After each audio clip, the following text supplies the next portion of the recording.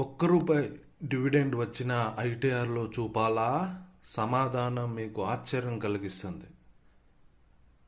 అవును, రూపాయి అయినా రూ. 10 డివిడెండ్ ఇన్కమ్ను ఐటీఆర్లో చూపాలి. ఎందుకంటే dividend income from other source కింద పరిగణించబడుతుంది. చూపకపోతే ఏఐఎస్ లేదా ఫామ్ 26 ఏఐఎస్తో వివరాలు సరిపోలకపోతే సమస్య రావచ్చు.